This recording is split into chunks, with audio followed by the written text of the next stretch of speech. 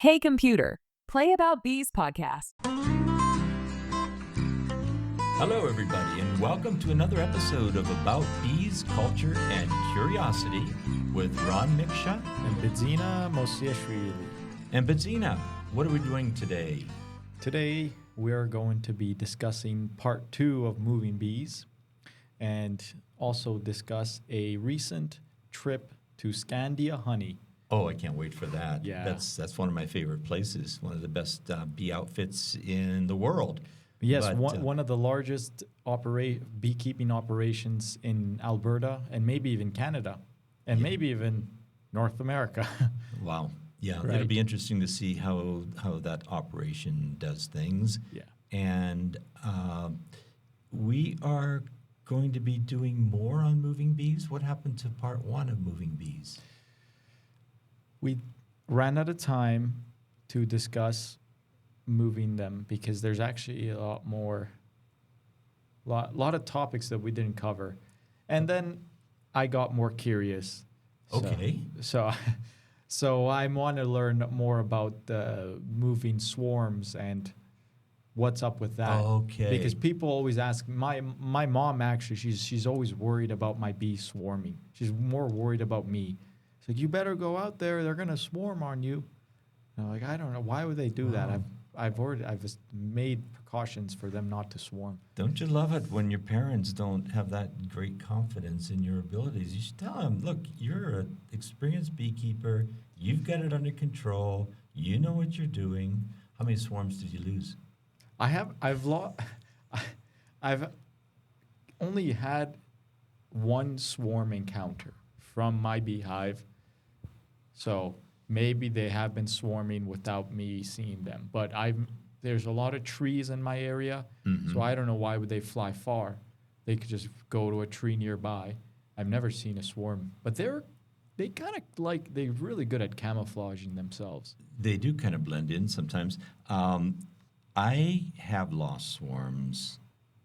I've lost several, especially when you run a lot of bees. So when I had a commercial outfit just south of Calgary, southeast of Calgary, there's a kind of a prairie area, but it does have some irrigated patches of alfalfa and sweet clover and some canola around, a lot of canola around that area, actually. So one of the yards we drove in, and there was a swarm hanging in a bush. So big bush or just a small bush? Just a small bush close to it. It was part of a Caragana. So it was hanging on a Caragana. Now, Caragana is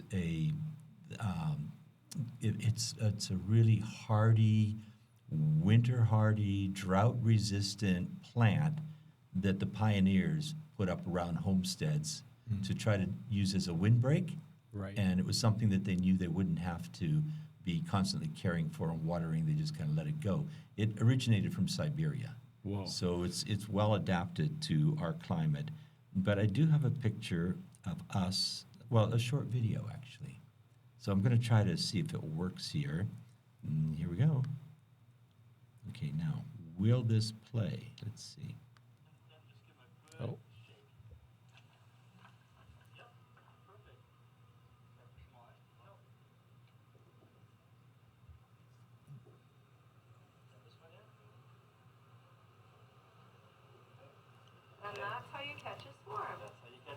And that's how you catch a swarm.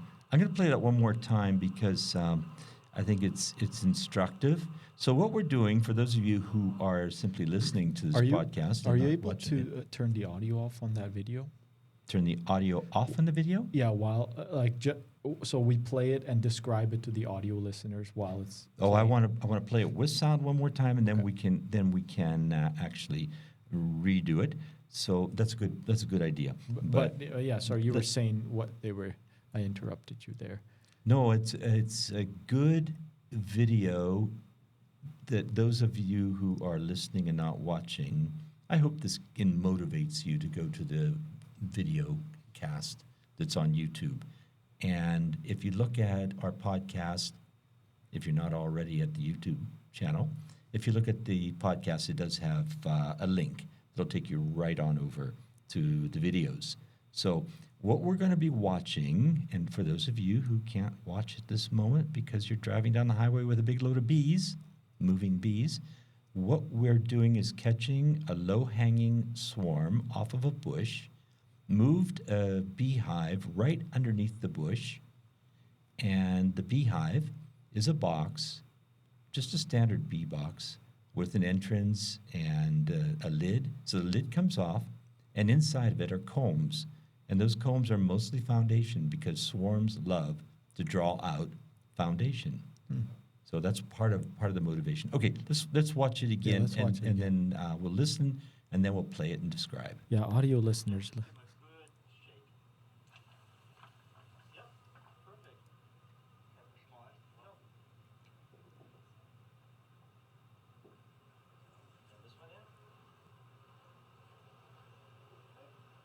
that's how you catch a swarm. That's how you catch a swarm.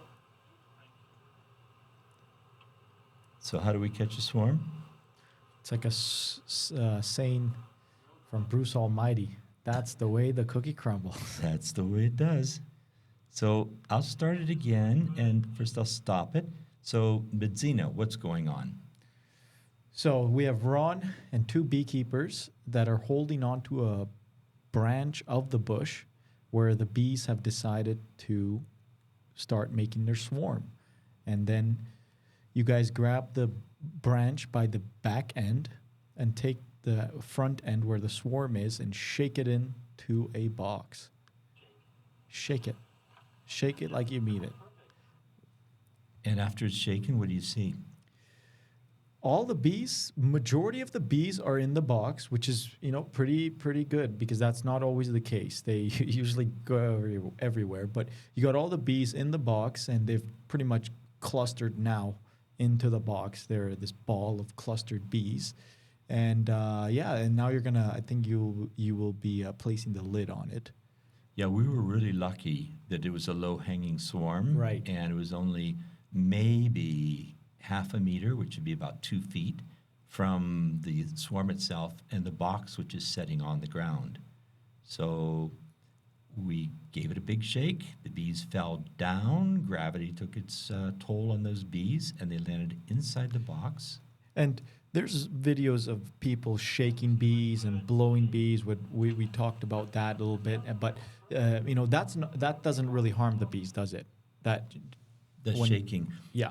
It doesn't seem to. Yeah, it doesn't seem We to, would right. have no way of really analyzing that, but bees, and ants, of course, about them too. They are very resilient to falling or dropping. Like, bugs can fall out of trees and just crawl away. Yeah, there's a saying in the video gaming community, no fall damage, because sometimes when you fall, you die from fall damage. Okay. And then, I don't know, Yeah, the bees have no fall damage. bees have no fall damage. Yeah. That's right. So what we're doing now is it's just slightly more complicated than putting on the lid. So when the bees fell into the box, we had already removed about 3 or 4 frames. I don't remember exactly how many, but that made a gap or a hole. And that hole was filled up with bees that fell. And then we put those frames back in place again. And they're already drawn comb, or these are empty frames? They're mostly foundation because I think I put in 1 drawn comb Right. and all the rest That's were right. foundation. And the reason for that was that bees that are swarming tend to draw out foundation really quickly. Is that just their nature because, we're building a new home? It seems to be. I don't really understand what motivates that activity, but And some people who are raising comb honey will strip all the brood and everything out of a good strong colony of bees and just shake all the bees as if they swarmed really? in front of a box that has a bottom chamber for the queen and then above it honeycomb for making comb honey. And they tend to fill that up a lot more quickly Whoa. than they would if you had a double-story colony of bees and you put some honeycomb supers on top. Whoa, so is that a little secret to honeycomb? That's one of them, yeah. It actually is. It is a secret. Interesting. You want the bees to be really crowded and in almost a swarm mode. But if you shake swarm them, that's sometimes what it's called, is shook swarm, Whoa. then they will think they've already swarmed, and they'll have all that foundation to work on. And for the non-beekeepers, so a swarm happens because a colony is too strong generally, or they've gotten to a point where Mhm. they're strong. Almost always that's the case, and it would be that they're both strong and they're crowded Right. in a They're- way that yeah. that there's not enough open brood inside the colony. So the brood itself gives off some pheromones, and the queen gives off pheromones when she's actively laying eggs. Now, if there's very little open brood because the space that the brood should be in was filled with, honey, then the queen starts to get smaller because she's not laying as many eggs because there isn't space for it. So that all adds up to the bees becoming uncomfortable and realizing that they have some sort of an issue. And Yes. And the original queen leaves the hive, correct? That's right. So the original queen leaves with a bunch of bees, maybe half the population. Right. It's about- almost exactly half. Oh, Yes. okay. Yeah, so they leave with the half the population, and then the original hive is now for the new queen that will emerge.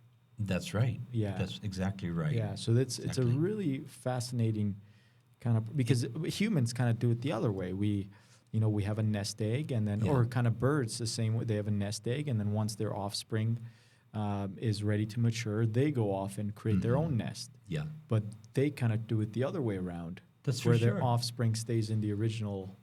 That's exactly right. The Yes. offspring, all the brood, which could be thousands of bees that are unborn or unemerged from the cells. So thousands of bees as brood plus the new queen Yeah. will all stay behind. Yes. Yeah, exactly right. And she might do the same again. This new queen, she might also. She might, but usually Yeah. they won't because the population has been so significantly reduced. No, I mean if they're successful the following year. Oh yeah, Right. yeah, she will. Yeah. Okay.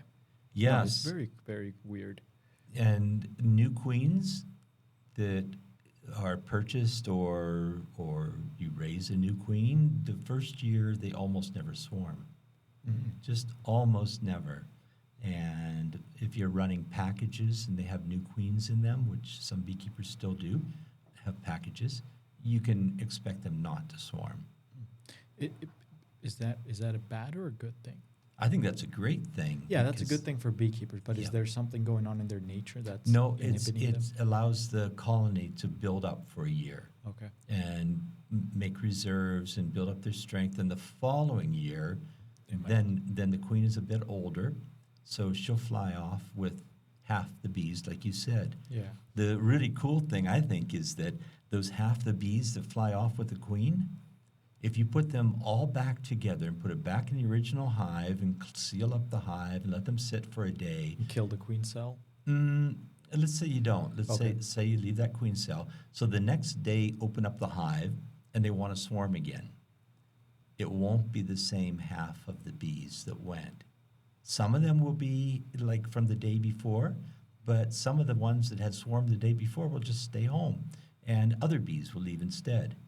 So it is roughly half the population, but nobody really knows why certain bees decide to join the swarm and others decide that, no, we're going to stay here and take care of the hive and raise the new queen. That's wild. It is. So To kind of anthropomorphize them a little bit. Go ahead, I I'd kind like of that. butcher that word, but is it the Hutterite colony that does something similar to swarming? yeah, we should have an episode on the Hutterite colony at some point. They have colonies. They live in colonies. So the Hutterite people have been around for about 500 or 600 years. They came out of Europe, out of German-speaking parts of Europe, and they believe, because of the book of Acts, the Bible, in the book of Acts, talks about the early Christians sharing all of their property and all of their wealth communally. And the Hutterites say, well, why did we stop doing that? You know, if we're faithful to the Bible, then we should be living in communities. Right. And we should be, sharing everything together. Yeah. So they've made that one part of their creed or their religion Right. is to live in a colony. There's so many advantages to it. Women will have years off to raise the kids, but once the children are old enough, they're into a kindergarten where Yeah. they're integrated with all the other kids and they're learning. Older people get to stay in their own house forever. Right. It's And when the colony gets too big, Yes. roughly to 120 people, That's they right. will split into 60. yes, So half, yes, kind of. yes. Just what- like the bees. What I've been told there, one of the ministers of one of the Hutterite colonies, there are about 600 Hutterite colonies in Western North America now, and one of the ministers told me that what they'll do is they will, first of all, group up as teams. So you're on team A or team B, and you choose which team do you want to be on, and your whole family goes with. So if your wife, your kids, so it's just the gentlemen who are involved in the selection process. So they'll try to even it out. So if there's somebody you just never got along with, you just didn't like them, it might be your brother, it might be your cousin. Yeah. But you just kind of Everybody discuss this amongst themselves. Yeah. Yeah. So you decide, I don't want to go in team A because that's where so and so and so are Yeah. going to be. I'll go Yeah. into team B. Okay. And so you have two groups of people who generally get along fairly well. When they get ready to actually swarm or divide the colony, start a new colony, then they draw straws.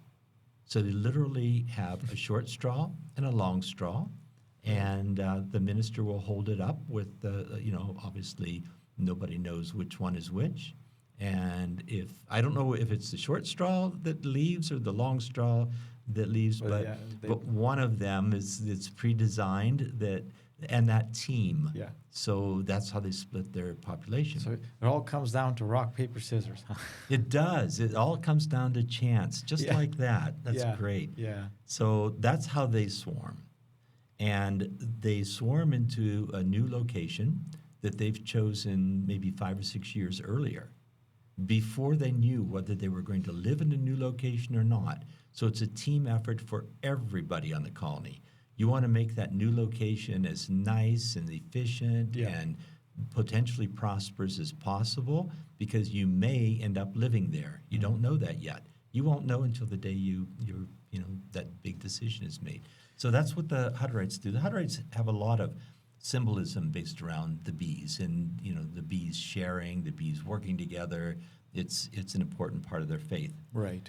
So But although they don't do as much beekeeping compared to the other farming activities they're involved in. The they don't beekeeping do is as much. I used to sell tons and tons of honey to Hutterite 200, colonies. right, exactly. And they Right. could be making it on their own. They have all the land, but They could. Yeah. It's just that beekeeping is very specialized, yeah, and without they recognize without enough training, it becomes very difficult. right. But there are Hutterites who do have honeybee colonies on their farms. Yeah, yeah. So it's not unheard of. It's not, yeah. But I always thought that one of the reasons that they don't keep bees is that they traditionally dress in black. And to dress in black around beehives is asking for extra stings. Oh, you're on heat stroke. Yeah, and Yeah. heat stroke. Yeah. Good point. Yeah. Good point. That's So- my biggest worries every time I go out there. Let's just finish up here a little bit more with this video that we've been talking about and watching. And we're putting the frames that were loose back in. And one of the helpers here sees bees hanging out everywhere. And he gets ready with his hand to push the bees down inside the combs. That's not necessary. In fact, you'll probably smear and hurt a few of the bees. So he was trying to be helpful. He was going to rub the bees in because they're hanging out. They're lumped up on Yeah. top of the frames. They're just kind of hanging around there. But you don't need to give them that extra shove. They will go down, as long as the queen fell into the box. In this particular case, she did. So they settled down pretty nicely.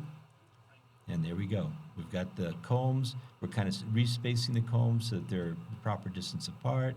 Put the lid on, and then we left. We went away from that location and let the bees settle. They did not go back up into the tree or Right. into the bush. They It's- like the box now. Yeah, because the queen had gone in. If you did that shake and a bunch of bees kept going back up into the bush, then almost undoubtedly the problem is that you missed the queen. Somehow she did not fall down, but this time she did. Okay, we're talking about moving bees. So what are you going to do next? This with the swarm? Mm-hmm. Well, we would be relocated to a yard, or you could just keep it there. Mm-hmm. They seem to like the area. But yeah, you would relocate it to yard with at least 5 kilometers From the location. from the original location. Yeah, I don't know. Maybe, but remember it's a swarm, and Oh, they okay. will only fly a few kilometers and will quickly get used to their new location and forget about the old home. So it's not like a established beehive where they've made their GPS coordinates. That's right. Yeah, That's they right. do these weird behavior where you could place a beehive in an area, and once they've decided that's their home, Yeah. you can take that same beehive, move it over 5 feet, Mhm. and they will not figure out how to get into that home that's 5 feet That's right. over. That's right. Yeah. That's right. They'll be lost. Well, they probably will. They'll swing around. They'll fly Eventually, yeah. around, but it will really disturb and distract them. Yeah, they So- don't like that. Right. So if you're going to move a hive, you know how you move a hive across the yard. Right, they say move it by inch. Mm-hmm. Yeah. Yeah. So maybe more than an inch, maybe half a meter, which is about a foot. you know. Right. So every time you go to the bee yard, you, instead of moving it 5 feet, you move it 2 inches. And Yeah, then a little half- more than that. yeah. A little more than Little that. more. Otherwise, it'll take you till next Yeah. year to get Yeah, it moved. exactly. But yeah, you can slowly slide it, and that won't disturb them too much. They'll say, "Oh, okay, we're a little odd, but this is home, Yeah. so we know where we belong." The other thing about catching a swarm is you typically want to let it set until evening or the next morning. Then the bees are not flying anymore. They're back inside the nest, and they're easier to carry away. Now, when you move a colony of bees, you might want to close the entrance so that when you put them in your car, your trunk, your van, or your truck, they're not going to be flying out as Yeah. you're traveling. But I have a trick. I don't know how many people know about this trick, but this to me, what I'm doing is I'm getting out a large plastic garbage bag. And you can hear me opening it now, can't you? So this bag, if you get the big size, like not the 30-gallon, but the 50-gallon size one, you can slip it. It's just big enough to hold a single-story colony of bees. And I've moved dozens of hives of bees this way when I've only had to move one colony at a time. They So- don't suffocate? No. Why would they suffocate? I do like, I don't know. Okay, yeah, children, if you're listening or watching this thing, don't put your head in here. Okay, Yeah. Don't like. Okay, so I have a bag, and what I would do is tilt the beehive up so the entrance is facing up towards me. After I've given it a little bit of smoke. Okay. So we're going to assume you're doing this in the early evening or first thing in the morning, doesn't matter. When they're inside their When home. they're inside, but give them that little bit of smoke because you're going to be disturbing the box a little bit. Okay. And as you're messing around with it, you don't want them to start crawling out to figure out what's going on.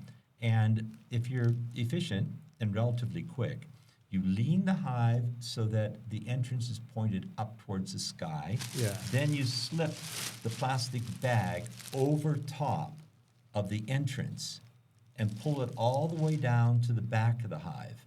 And then you just kind of pull the plastic down so that the bottom of the bag is now tight with what would have been the entrance pointed up. Then you can tilt the thing back the other direction and finish closing off the box. So now the entrance is facing the dark end of the bag. Yeah. And the back end of the hive, if you get a big black garbage bag, you can actually tie it or tape it, or even sometimes they don't do either. Sometimes what I do is I just pick up the single story. This will only work for the single story Right. colony of bees. Yeah. Pick up the single story colony that's inside the bag. The bees aren't able to come out and find you because the plastic bag is in the way. And then when I set it inside the vehicle, in my case a van, I just kind of tilt it a little bit upwards so that the back end is up higher, and then tuck in. Tuck it in. Yes, you've got it. Because it's pretty heavy, the box. Well, relatively. So if you do this trick and your bees suffocate, you've left them in there too long, because eventually they do run out of air. But remember, we can dig out colonies of bees underneath snowdrifts. Right. Yeah, that's right. They found.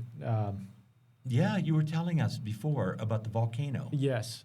Yeah. Yeah, they found 50 50. They didn't find it. They knew there was 50 colonies in this area. The beekeeper he kept bees on an island where there was a volcano eruption. I can't recall the island, but the bees were covered with volcano ash for 54 days.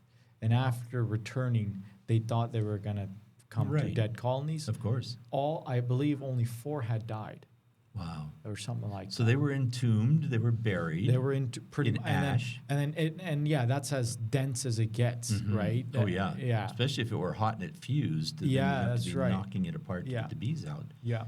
Well- So it's fascinating how Yeah. they were able to, and completely covered. I've bagged bees for as long as about 12 hours. Wow. That's about the longest. But usually this is something I would do like in one day. Yeah. And, towards evening, I'd go somewhere that needed a single hive of bees moved. It might have been a swarm that I caught. Usually it would be.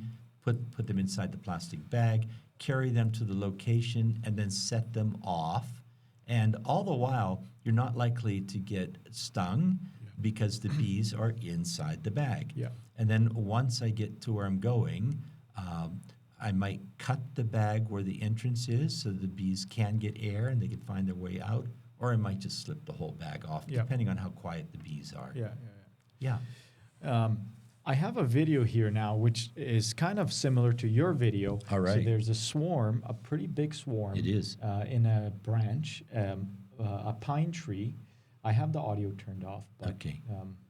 So what he does, he shakes it into a canvas Mm-hmm. and then waits for all the bees to go inside the hive. So it's Right. Instead of dropping them right onto the Yeah, hive, and- into an open hive. and he does a time lapse of them all going in, and it's just really cool how they march in here. But let me skip to that part where he does that. Do you know whose video this is? This is Yeppy Bee Man, and it's gone viral. He has 34 million views. On Wow. this video. Well, And now there we he's go. got a couple more, but you better talk to him before we show this. Oh, they're happy with advertising. It's free advertising. Okay. But so there you go. He shakes Yes. all the bees right now onto Nice. a Nice canvas. work.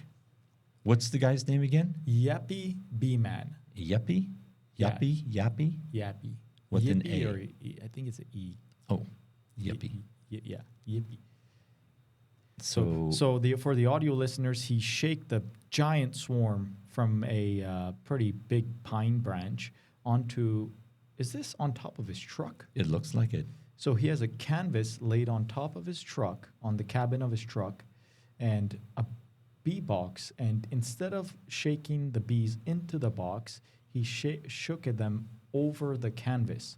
And he's kind of moving around. But if he stands still, you can see all the bees. They're marching in. Yeah, So I they believe- are. They're really rolling. It's like everybody, all of a sudden, Yep. at first they were going in every which direction, but now they've decided this is where the queen must be. Yeah. Here we go, folks. We're all going in. And he probably did something inside the box to attract them this way, right? Not only put the He might have. I Yeah. don't know that. But I never really did when I was catching swarms because they're desperate for a house that's clean and dry Right. and the right size and dark inside. Yeah. So, Now, he's got a lot of bees flying in the air. yeah, Yeah. he doesn't say how many bees, but it could be anywhere from 25,000 bees right here, Mm-hmm. right? And that is a. That's a good estimate. That's probably about the right number. You think he doctored this? No, I don't think so. Okay. I'll bet this is totally Really? on the up and up. This a swarm like this can be this big. 36 million viewers. Yeah. Wow. Yeah. I hope I'm not mistaken that, but yeah, 34 million. Sorry. Yeah, 34 million. Well, But it's- after this podcast, there's going to be another 2 million that are going to watch there it. we go. Fantastic. Let's I like collaborate, Yeppy Bee Man. That. Hmm. But yeah, anyways, I wanted to show that. Yes. There was actually a better video where the guy just does a full time lapse, and it's a 1 minute time lapse of the Yeah. bees just marching in like soldiers into the box, and they just. This was great. This was really great. Yeah. So he's going to be able to move the bees pretty easily. So they're going to into the box. The box is on the top of his truck. He can just drive down the highway with them up there. You can. You could. You I don't think- even need straps. That's what I did once, and Oh, I watched all my frames fly away. Oh, They were no. empty boxes, and I Okay. thought they would be, Right. the air wouldn't get to them. yeah. And I didn't put any straps or covers. I just put Yeah. them in the back of the truck. And I they was were flipping out like cards. Thank God I was in the middle of nowhere when it was happening, but it was on the highway. Like, but it's yeah. a forest foremost. There's no one on that Mhm. highway ever, which was nice. But anyways, so I'm driving. They fly out, and they're plastic frames, empty plastic frames. And I'm like, what the heck? I pull over. I run back to pick them up. Maybe like 4 or 5 had gone, Uh-huh. and all good. Yeah. Nothing had happened to them. So Yeah. they're pretty tough. Yeah, they are. Yeah. They are pretty tough. Yeah. That's really great. Yeah, because, I was traveling 60, 70 kilometers, and Mhm. it rolls on concrete. So, were these boxes setting? The boxes the frames just flew out. Were the boxes setting like perpendicular to the direction you're driving, or parallel to the direction you're driving? So- They were facing with the road, like They were. vertically. Yeah. Yeah. So that's parallel to, Yeah. to the road. So I was surprised. I that am they- too. I'm yeah. surprised that you lost them, but It- yeah, you even though you're out in the middle of nowhere, I mean, you can get away with a lot of things, but you didn't lose anything. Everything worked out okay.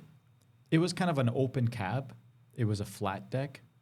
It wasn't a covered truck. Oh, okay. It was a flat deck, and but the straps were on the. I had straps going around it. Just there was nothing on Right, top, and it was nothing on- completely open. Yeah. And I thought they would be heavy enough to keep Sure. their weight, but no, they're pretty light. But Yeah. So moving colonies of bees. Yeah. Then. We tend to do it in the evening when the bees aren't flying, or early in the morning when it's Early still morning, cool yeah. and then they haven't begun to fly for the day. We tend to give them some smoke before we lift them up. Even if they're not flying, you still get the smoker going and give them all just a puff or two. And don't just puff them as you're picking them up. Do it. Give them that little bit of smoke, maybe 4, 5, 10 minutes earlier. So you might light the smoker and then go, if you have several colonies of bees to move, give them all a smoke and then come back to the first one and smoke it again. But there should be enough time between that the bees have had a couple of minutes at least to smell the smoke, start to gorge themselves, and not smell, the fact that we didn't have a shower in the morning before we ran out to move the Yeah, bees. yeah. So you want to do that, and then you want to tie them down. yeah, you want to tie them down. Yeah. Yeah, of course. You'll tie them down. I saw your picture when you were moving bees out to British Columbia. It That's looked like, when that time I overstrapped. Yes, well, that's good though. And that was after I learned. Yeah. Yeah. You don't want to lose stuff on the highway and No. make trouble for somebody else and lose some equipment for yourself, of course. Oh, that's the one of the biggest reasons why I would never be a semi-truck driver. I can't have that much responsibility on Yeah. the road and not like just It is. It's Not a care huge. about it. These guys that drive the big trucks. I mean, I'm just enthralled, amazed. yeah, with it how, is pretty amazing. Yeah. the skills that they acquire and the experience that they gain. That it's one thing to be able to back up. Yeah, it's one thing to drive it. Yeah. Yeah, and pull into a loading dock or something, and do that. You're actually thinking backwards Oh, because right. you cut one direction, your tail end's going to swing out the other way, and there's it's all experience, it's learning, but it's also learning with the lights on. You actually have to pay attention. So yeah, these guys, and then they have such a responsibility driving down the road. Yeah. Yeah. I don't know about semi-truck drivers, but they found that cab drivers in New York, the part of the brain where it's responsible for sense of direction. The hippocampus. Is that what it is? Mm-hmm. It's enlarged for them Wow. because they have these. Pretty much, they have it memorized, all Mhm. these roads, and they found that long-term cab drivers in New York have this part of the brain Wow. enlarged and at way better. From the experiences, From the the learning, and it's like a hungry hippocampus. Yeah, because I don't know too much about like IQ and brain and whatnot, but I know that there's like there's two forms of intelligence, and like one of them is that you're born with it, and then like IQ takes that into consider, and then the other one, which also IQ takes in consideration, is you can develop your gray matter. The gray matter in your brain, it can potentially increase over time by learning more skills. Right. So you Right. can make your brain physically. Yeah. It is a muscle, Mhm. and the more you exercise it, it can become stronger. Right. You're Right. not just born with the brain; you're born with it. Right. Yeah. There are neurons. Yeah, And they that's have true, yeah. synapses, and those all link to other synapses in other neurons. And the more you repeat something, the more they get trained Yeah. to connect better, more Right. quickly, send signals over them more regularly. So yeah, I've always thought that training your brain is like exercising, because Yeah. you can't do it in one night. No. You have to work at it day after day after day. Yeah. If you're trying to learn a language, you're trying to learn, your directions around a big city, like you're pointing out. I don't know that truck drivers have to have that part developed unless Now they're with doing the same GPS. route. Well, with GPS, yeah, I that know. will weaken this dependency. But the drivers usually, at least the long hauls, they usually have a different route. They're picking up Yeah. whatever They're cargo. not doing the same route. Yeah. Yeah. We used to hire truck drivers with semis to move our bees, like my bees. Right. And that was much better and safer and smarter than me being on the road. Well- I never had an accident or lost any bees or hit anybody or anything like that. But I think I was just plain lucky, because the opportunity was certainly there. Like the chances of having an accident is so great. Well, with those things, right? Anything can happen. Your brakes go out, your engine goes out, whatever. Like something, stuff that is out of your control can happen. Right. And Right. yeah, you're just One a time I runaway was- truck. Well, I had that twice in my life. Once I was driving in upstate New York, coming near the Finger Lakes. There's an area in very scenic, very beautiful area in the Finger Lakes. And I had my father's big, huge bee truck. Yeah. And it was a 6-wheeler. It was just, it was rated as a 2-ton, not a 3-ton truck. So it was able to haul quite a bit of weight. But anyhow, I came over a ridge, a hill, and started down the other side and had no brakes, Oh. just like that. And you panic. Oh, yeah. Sorry. I downshifted as Oh, quickly as I downshifted. could. As Right, soon as I right. realized that, and I was lucky that I didn't just knock it out of gear and just roll. So I got it into a lower gear and let the engine slow it down somewhat. And I just hugged the road, and I was just going faster and faster, hoping, and it took a while. It must have been like 3 or 4 miles of mostly downhill until it finally leveled off. And yeah, my brake lining had worn out, and the brake fluid was gone, and so I had to have that repaired before I could go back to Western Pennsylvania Wow. with the load that I was going to be carrying. The other time that something like that happened, I was moving a huge truckload of bees, and this time it was a 10-wheeler, and it was a bigger truck, and I was going from Wisconsin in the middle of the night to Pennsylvania. That's about 1,000 kilometers, about 600 miles from the places that I was going. A 12-hour drive. Yeah, about a 12-hour drive. And somewhere on these were toll roads for the most part, which Right. are really handy, but you do have to stop and pay tolls. At least you did in those days. Yeah. And I'm coming along at, this big truck. So I'm lumbering at about 50, 60 miles an hour. So Okay. it's not going really fast. But all of a sudden, my throttle, my gas pedal, was frozen to the ground of the vehicle. and it was just trying to go faster and faster. So, I'm trying to kick it loose, and what it was is there was a return spring under the hood that would pop it back up when you took your foot off, and that had broken. Whoa. So it was down and it was stuck down. So I was able to it just shut the engine off. Whoa. And it slowly coughed and pushed and moved. But I was coming up to a toll booth, and with cars parked and people God. working in the booths. What was I was half a mile away. But it was there, like another 2 or 3 minutes. Right. But what was your plan of action if you would have to, or I'm just going to go in a ditch, I'm not going to hit, or? Oh, no, Well, I would have taken out as many people as I could. Yeah. No. Instinctually, you always just go to a ditch. Yes. Yeah. Yeah, I think that's what I would have done. This reminds me of the recent story of the Tesla Cybertruck. You know about their Cybertruck? No. So Tesla, the car manufacturer, they made a new truck, and it looks wild. Have you seen pictures of it? No, I don't think I know what you're talking about. Really, the Tesla? Well, it's kind of new. A Tesla truck. Tesla Cybertruck. Cybertruck. That's what they're calling it, and so it's kind of a futuristic design, right? It's fully electric. And that's a truck? That's a truck. It has a back. Where would I put my bees? There's a back for it to put. It's covered, but that. Oh, I see. It does have like a standard bed. It's made out of complete steel. It's bulletproof, except the windows. They put a C4 on the door. They couldn't blow it with a C4.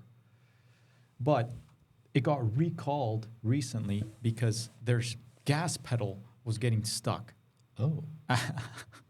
I don't know. They used some cheap, flimsy construction, and when a person would stomp on their gas to accelerate, it would just get stuck in place. Stay there. It would just stay there. Mm-hmm. Mm-hmm. Yeah. It's so often that people do some really serious, brilliant engineering and create something that's got high craftsmanship, and then there's some little plastic part somewhere. Yeah. I've had that happen twice with a set of a headset with a built-in microphone that I really like, and twice I should have known not to reorder. But the first time I thought, well, it's just kind of fluky. But the charger pin that you would stick into this little doorway that the pin goes into, it basically broke. Wow. So you couldn't make contact. You couldn't push it in. You couldn't tear it apart. It's not made to be serviced. I mean, they're like $30 or whatever, these sets that I'm talking about. And then I thought, well, the sound was great. Yeah. And it was lightweight. It was comfortable on the head. But then there's this stupid little part inside, and you have to throw it away. Well, yeah, exactly. You have to throw. We've actually come kind of far from being able to repair stuff. There's a new kind of phenomenon, right to repair.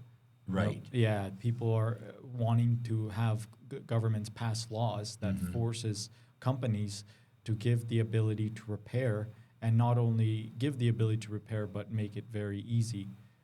So you don't have to go out and buy a new part when you just need to replace the battery. Right. Or whatnot. But going back to the Tesla Cybertruck, I don't mean to kind of drag them on or kind of. No, they're paying us enough for supporting our podcast. Well, it's a bad thing. I don't want to dogpile on them, but they had another issue recently. So the Tesla Cybertruck, after being recalled, they fixed their pedal issue. But then a YouTuber called Whistling Diesel, who has a ranch where he does all sorts of demolitions and durability tests and all kinds of fun videos. So he did a durability test on the Tesla Cybertruck. And of course, he's going to have to destroy it. It's a durability test. So he got a brand new Tesla Cybertruck.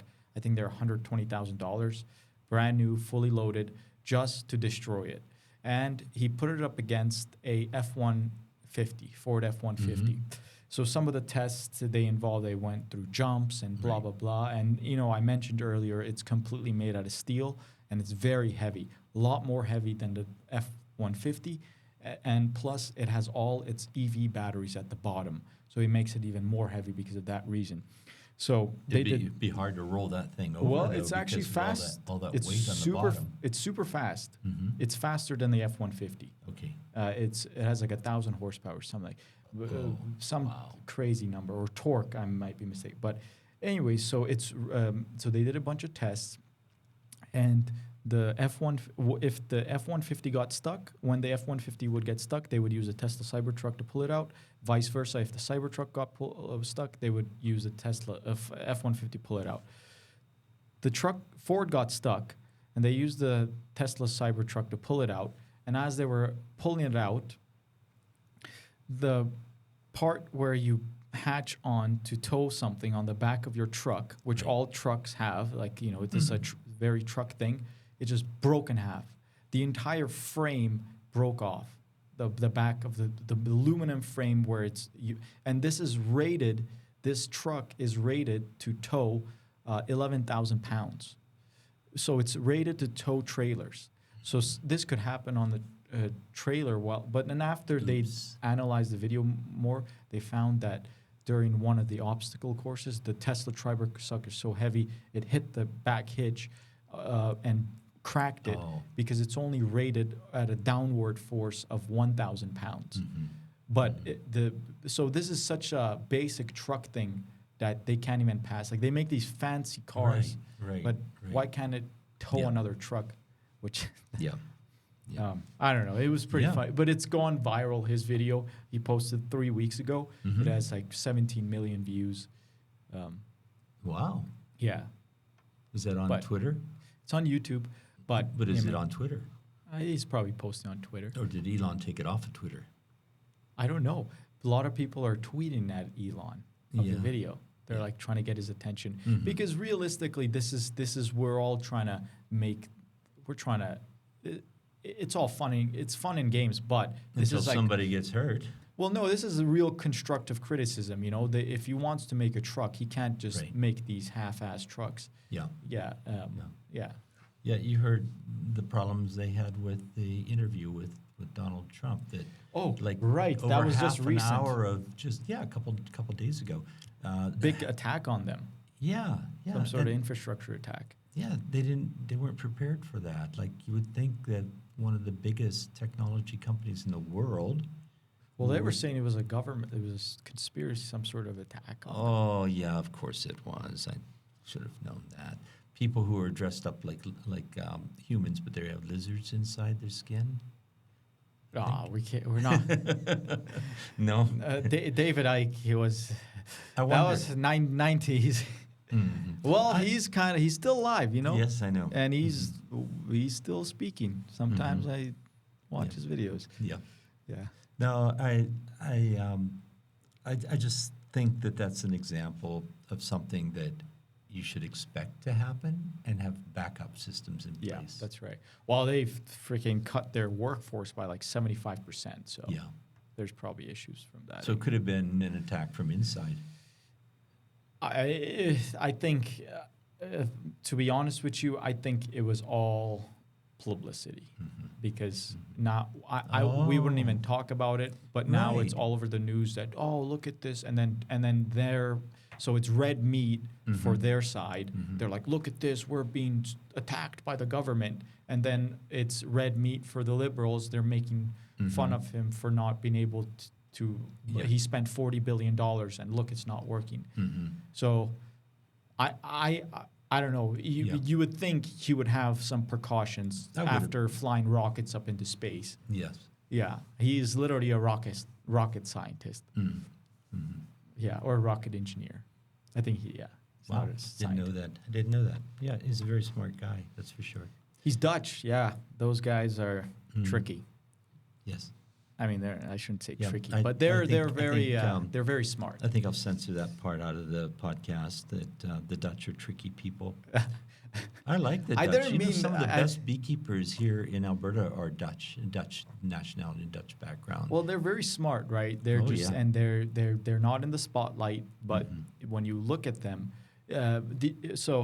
So the second largest agricultural exporter in the world is the Netherlands, which the Dutch live. It's like a postage stamp sized country. Yes, it's a postage stamp country. And now to put it into contrast, this first exporter is USA of $400 billion of agricultural exports or something like that, or Right. trade Mhm. that's happening. Mhm. Well, the Netherlands in second place is doing $100 billion, which is Wow. extraordinary for Oh, a country of yeah. that size. That's absolutely true. Yeah, Mhm. yeah. So and then they also conquered the seas. They've literally Yes. conquered Yeah. not by sailing, by building dams.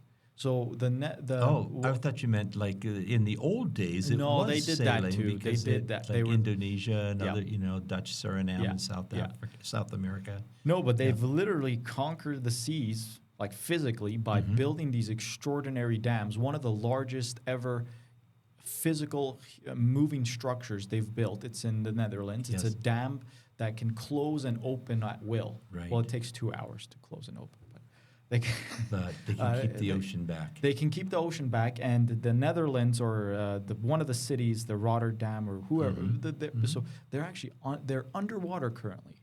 They're minus 5 meters, -5 meters below sea level. Oh yeah, if you land in the Schiphol airport, they show you or they tell you you're at -8 Right. meters elevation. So So what the airport itself is 8 meters below sea level. exactly? So what's all the fuss about? We're already under the water. And then Well, we're not. why don't they just copy Netherlands technology? I think that's pretty expensive. Well, if that money's not going to mean anything if we don't if Yeah. they don't exist, Yeah. spend it while you have it Yes. Yeah. or while you can. You'd It's think amazing. It's amazing. So, do you think Elon Musk keeps bees?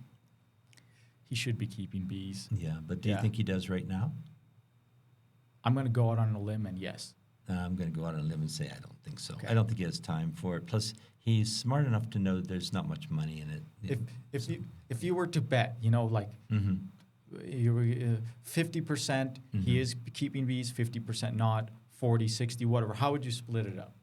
10, or you're gonna go 99%. He's probably not keeping bees. No, I won't go that high, Okay. but I would say at least 80% chance that he's not keeping bees. Okay. I don't know that he's that curious about nature and insects and so on. Engineering is a forte for him, and computers and so on. But the actual beekeeping, I don't know. Maybe he'll get into it. Maybe you should contact him. Tell him Elon, if in you're the best- listening, Yeah. go listen. ahead. I have a company that's actually it was inspired by you. So it's named after it's called Expert Bee, and I'm hoping that you acquire us. There you go. Yeah. He'll buy you out. Mm-hmm. Because what his whole goal is with the buying the Twitter app, right? He wants to make it the everything app. Oh. So in China, there's apps where you could pretty much do everything with this one app. Oh, you mean like shopping? Yeah, and shopping, social phoning media, and- everything, yeah. Mhm. everything's on there. But in the Western culture, we have it split up into all these. We have Facebook, Twitter, YouTube, whatever. It's all split into different platforms. And some people actually, in my opinion, I would like it that way. I don't want to see my fun stuff on my work stuff or Right. whatever. Right. And but he wants to make the Twitter the everything app eventually. So the big part of it was the social media part. So he got that figured out because they have a huge social media. And now he's going to slowly start introducing new things. Like video was the big one that he kind of introduced, live video, Twitter Spaces. Right. Then he's going to eventually start doing shopping and trying Are to... you on Twitter? Do you use it? No. I'm on Twitter, but I don't use it. Okay. I never understood it. I never get it. Mhm. The people that are on there are kooks. Yeah, a lot of them are. They certainly are. I'm on there, so I guess I would rank up there with the kooky ones. Well, They do have some groups of Yeah. both. I'm interested in geology, geophysics, biology, entomology, ecology.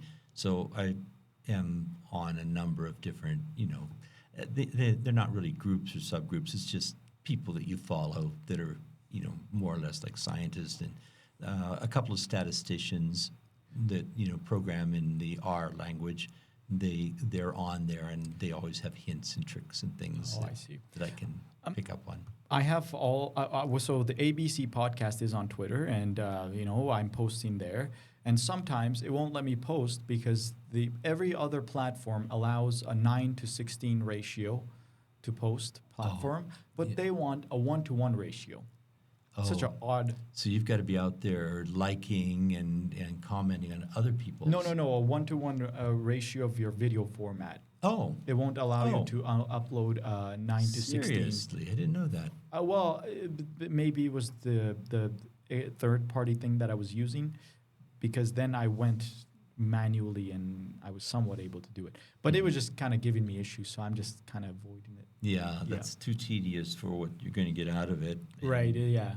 But I do use Twitter, and occasionally I use it too often. Just for me, it's more like a comedy show. But also, I'm there for the information too. So I do have that. I'll have to admit, every now and then you pick up news that you just, is ahead of the cycle. That's true. That's actually a big thing that you mentioned, that ever since they say that he's bought the platform, it's the wild, wild west. And it is. Find stuff there. It did go downhill. Yeah. And anyway, that's since he's not keeping bees that we know of, let's move on to something that we do know about. Are we done talking about moving bees? There was one more episode or thing that I did want to mention. Let me see if I can kind of remember. Okay. Because you sent me a text message. Yeah. It's on my phone. So the thing that I was going to bring up is probably not on what I sent to you. Oh, okay. But it's about packages and how risky they can be.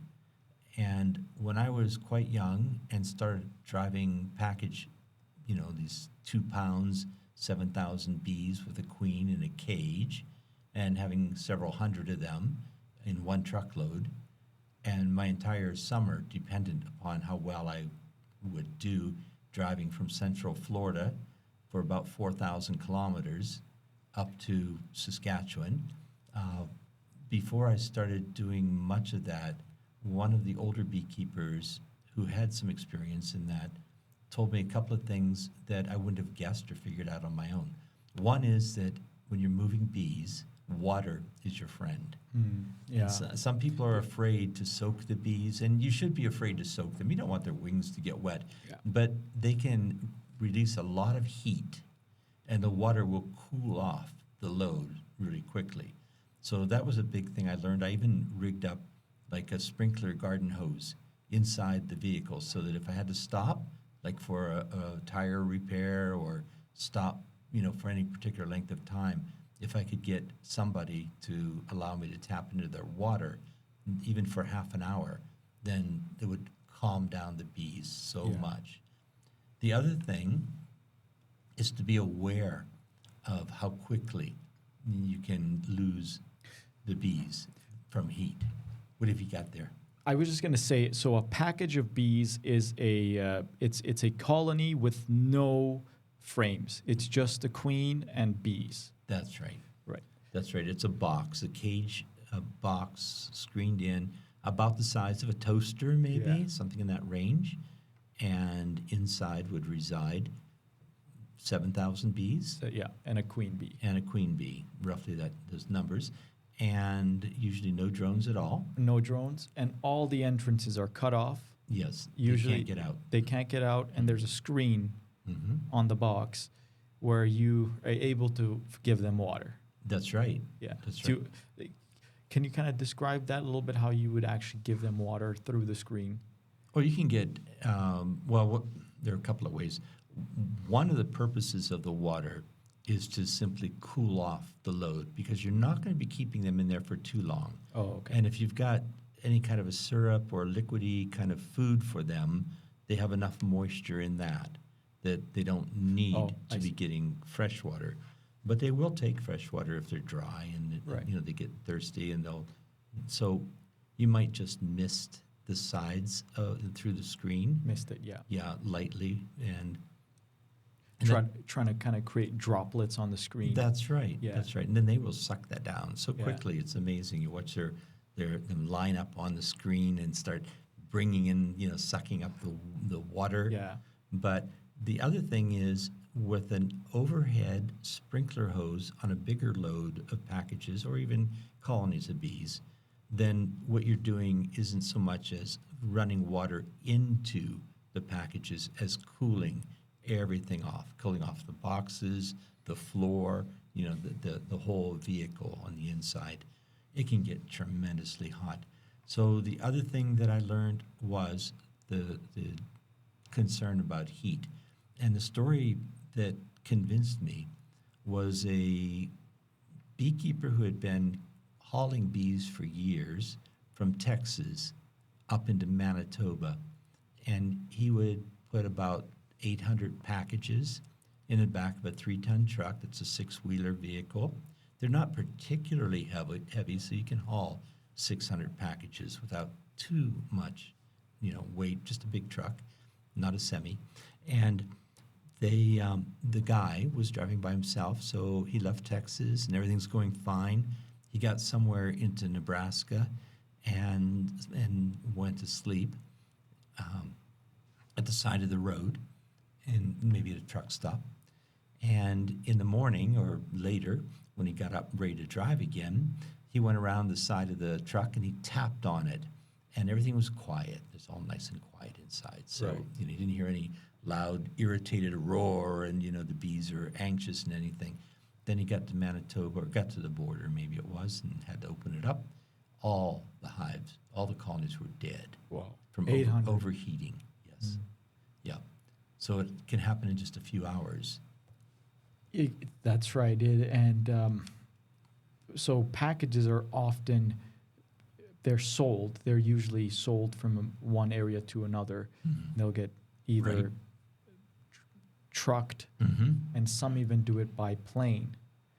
Right. And there was an incident during COVID, I remember, where $750,000 worth of bees that were coming to Alberta from New Zealand the bees did not make it to Alberta coming from New Zealand after they had mistakenly put the bees in a wrong type of airplane. Oh boy. And Yeah. the proper ventilation or proper heat management wasn't in place. Right. And all $750,000 worth of bees were dead, pretty Oh, much. poor bees. Yeah. Oh, that's Yeah. an awful thing. So yeah, I was trying to find an article, but I can't. No, that's great. So as far as moving bees, we've covered just a few basic topics, and one of them is to be aware that they can overheat, and they do need, you do need to respect that and keep them cool if you can. Water Yeah. is okay as long as you're not soaking the bees where they're a wet mass on the bottom of the hive. Then Yeah. they're going to die.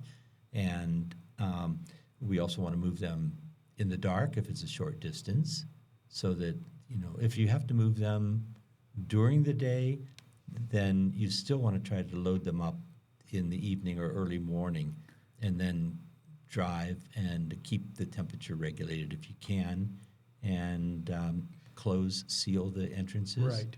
or cover everything with a big net or a tarp. One thing that we didn't actually talk about moving bees is some of the commercial beekeepers will keep their bees inside in these big warehouses.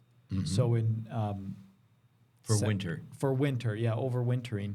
And inside these big warehouses, the bees are open to come out. Their hives are open, so they're able to fly out. But they've done a very neat trick where I have video of it. We could go into it, where they've installed red light. Right. And bees can't see red light, but humans can. So you'll go inside these warehouses, and it kind of looks like a photography studio where they're making film. Right. Right.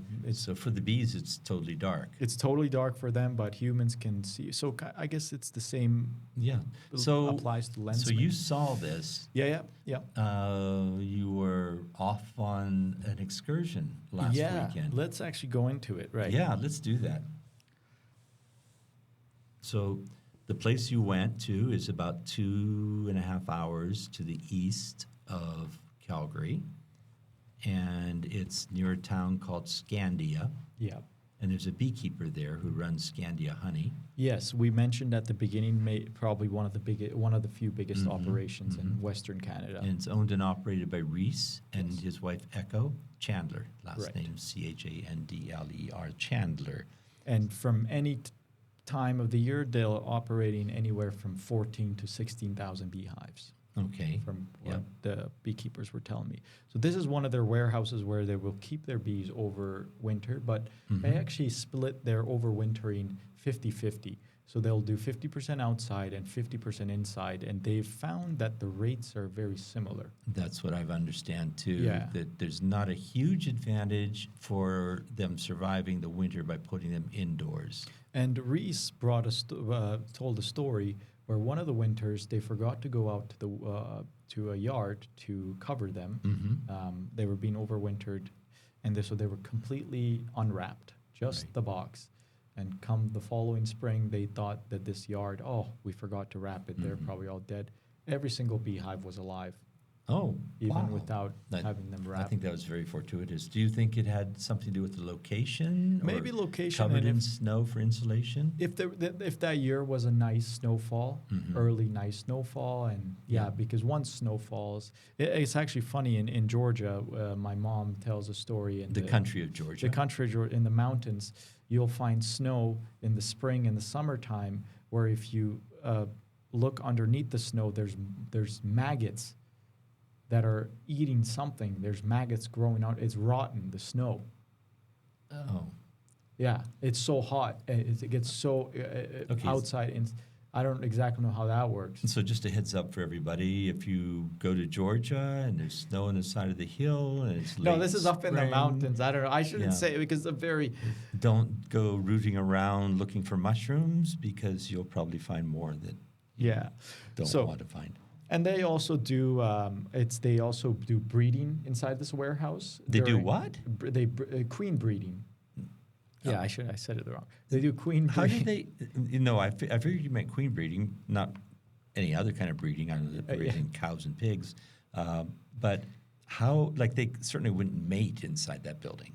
No, no, I don't think they're doing that. They're No. incubating. They're using it as like an incubator Okay. to do their process. Mm-hmm. And so I'll play the video here. Okay. So what we're seeing is a red room, kind of dark. There's Reese is on the other side telling the group what's going on.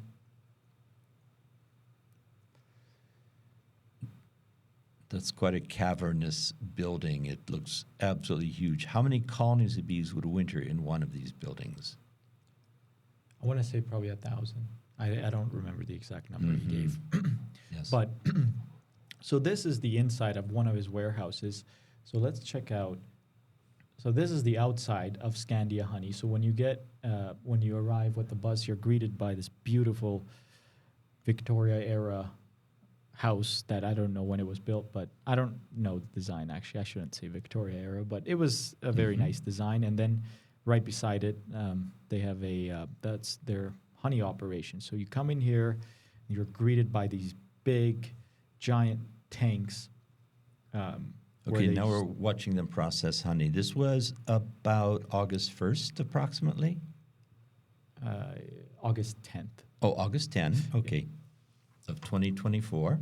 They're he's just talking now, but over here is now where they're processing honey. So they have a pretty big, they have a really neat setup here. So there's essentially there's there's a spinning extractor, and it's on its side instead of like a traditional small extractor where you have it standing up. Right. So these frames go inside in these 4 different slots, and you can each slot probably takes up to 20 frames or something like that, 40 frames, I don't know, something like that. So you can have 120 frames spinning all at the same time, both sides. You don't need to spin them around. Right. And then you have a beekeeper that's in charge of this machine. So that's where it looks like the line kind of starts here, but actually the line, it's pretty neat how it all does happen here. But so this is where where the frames are coming from. This is the beginning of the line. That's actually the end of the line. Okay. So over here you have 3 workers. One worker is in charge of decapping using a electric decapper, and then you have another worker who is in charge of scraping all the tops of the frames. And then you have the third worker using a pretty much a crane, a handheld crane, or a lift that lifts the boxes, all the frames out, not the box, sorry. It lifts all the 10 frames outside of the honey box of supers inside of this metal thing. So which it's like the jaws of life reach down inside the Yeah. box of honey and removes how many frames at once? 10 frames. All of them. All of them, yeah. Yeah, and then it goes into a metal rack, which then that metal rack has a assembly pretty much, which feeds it to the third person that decaps it. So they got Oh, yeah. it doesn't get more tight than this. Yeah, Yeah. they do an awfully good job. Very efficient, very clean, everything Yeah. organized. And then we have his all these boxes here. We should get Reese on Yeah. our podcast sometime to tell us We about should. his history and his life of keeping bees. We should. So these boxes here, he had them labeled. So over here, he has stinky honey, he calls it. Stinky And honey. this is I honey don't- that's supposed to be, it's going to be harvested, but they will harvest it separately from everything else. That's why it's labeled and put in its own little corner. Okay. And they call it stinky honey because it comes from a flower source called, well, we all know what it's called. It's dill, a dill and catnip. He says for some reason those two sources have a very strong odor in the honey, but they're in the area, so they can't stop the bees from getting it. They can't Right. sell it. They have a very hard time selling this. Oh, I but- think they could sell it to the people who manufacture pet medicines for cats. That's so they're. I forgot the company he mentioned, but it was a pretty big company in the U.S., a prominent one, where they made a deal with them and they use honey in their barbecue sauces, just a tablespoon of honey. Yep. And it's if they use a tablespoon of their honey, this stinky honey they call it, in their barbecue sauce, it just creates the perfect flavor that they're looking for. Wow. Yeah, and also the odor or the aroma of the stinky honey, I guess, adds to their barbecue recipe or something like that. So he's made a deal with them where he's pushing it now. Okay, But maybe we shouldn't be mentioning that on the Yeah. public podcast because. he mentioned it to everybody, Okay. and I was recording. And you were recording it while He was very talking. open about everything. Oh, he's a very genuinely great guy, very nice guy, and he would be open about everything. But it's just do we need to be open about everything? Right. But that's okay. Uh, We can always edit that out. So I didn't get to where does all this honey go when it spins? So it comes out of that spinner where it has 120 frames, and then it goes down here, which then gets fed to a pump. This, screw pump. They use it for grain, and then it goes into this. Like an auger. Yeah, like an auger, and that goes to a pipe up in the ceiling, which then gets fed to these 3 tanks. That, how much do you think one of these tanks are? And how much will it hold? Yeah. I'm going to guess about 5,000 pounds of honey. Right. Yeah. Am I right? I don't know. Because I'm actually. thinking it's about 10 drums in one of those tanks. It could be more because one of those totes things, the square totes, I think it's about like 2,000 or 2,500 pounds of honey. Okay. Yep.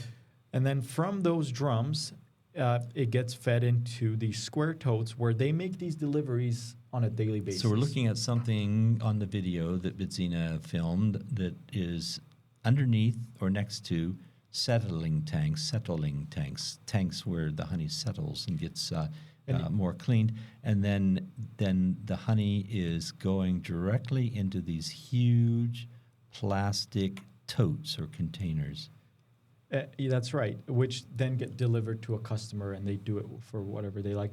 And then you can see in the background the scale go up Yeah. in its weight. So it's at Yeah. 200 pounds or kg there, and then you can just see it within pretty much 5 seconds. It's up at 300 there. Right. And then I got a video of it pretty much filling up here. And this was, so it was already about a quarter fill.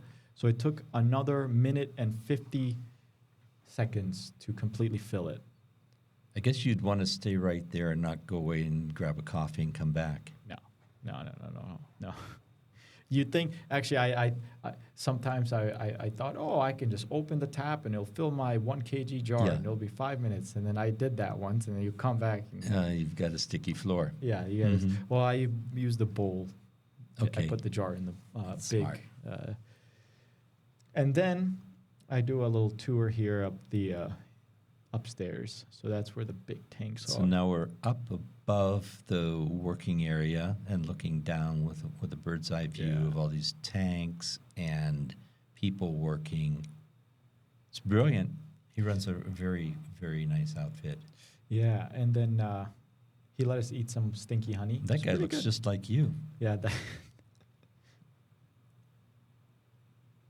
What'd you think of the honey? It's pretty good. It's not bad, actually. It reminds you of Georgia? I don't know. I No. don't really have flavors from Georgia that much, Okay. except bananas. And Bananas? well, it came from, it was imported. But they had chickens and they had cats, and then they had this really cool looking chicken. And I searched this up, and this is called a black something chicken. But it's a unique chicken. It sure looks like And it. they're not as common, and they're very friendly. So that's why chicken keepers. That's like to keep unusual them. for a chicken, but I guess you can make a pet out of them too. Yeah, and I got a little. Well, bird's you eye had a view. great trip. How many people went over there? I think we had just over, like just under 50 or over 50. That many? That's a lot of Yeah. folks.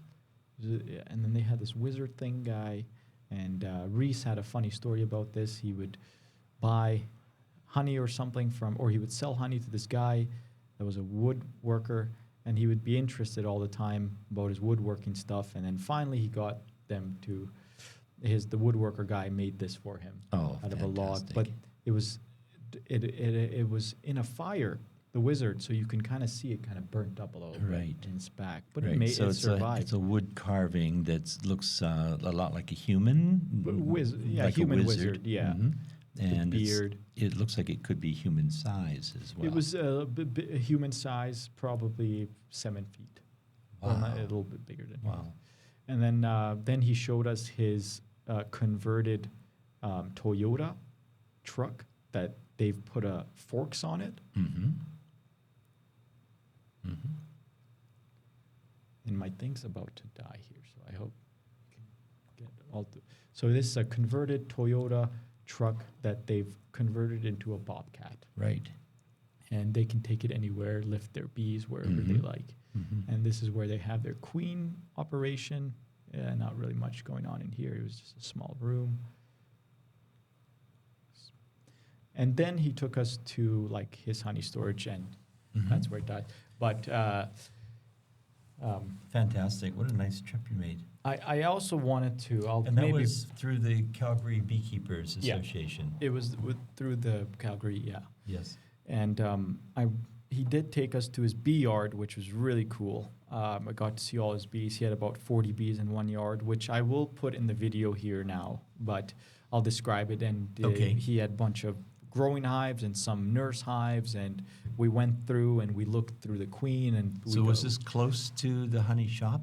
It was not. It was about a 2-kilometer walk, a kilometer walk. Okay. Yeah. Mhm. Well, I call that close. I'm Yeah. wondering because I know that he has Oh, yeah. more than one apiary Yeah. location. That's right. He has multiple locations. So this was one of the 40 Probably of the if he has 16,000. 16, yeah, then Yeah. he probably has 400 locations. Yeah. Mhm. Yeah. So no, it was a really fun trip, and just seeing real Right. operation. Right. Just floored by it. Yes. No, that's something to aspire to if you really want to be in a business of keeping bees. He's learned a lot. He's become very efficient. He's very open, very helpful. He does so much for the bee club, even though he's 2.5 hours away. He's constantly helping Yeah. the Calgary and District Beekeepers Association. No, it's a beautiful place out there. I've never actually been out that part of Alberta. I've been north, south, but never east. Right. And west I've been, but never east. I mean, what is there to really see? Well, foremost, where you had Foremost your is bees, southeast. So it was, Right. I would go to Lethbridge, then foremost. Yeah. Yep. Yeah. Well, it's a big province. Our province is huge. Yes, it is very and, huge. And we've only got about 5 million people living here. So anybody who's listening, looking for a nice place to live, we've got it all up here. That's what our premier's telling us, I Yeah. mean, premier's telling the rest of Canada. Well, Alberta's waiting. Alberta is waiting for anybody that's listening to this podcast. They should do the one with the, when they did in World War II, where it's like, Uncle Sam wants you. Yeah. They should do it. It should be the premiere, and Alberta wants you. Yeah, I guess. I think people could do a lot worse than moving here if they have a choice.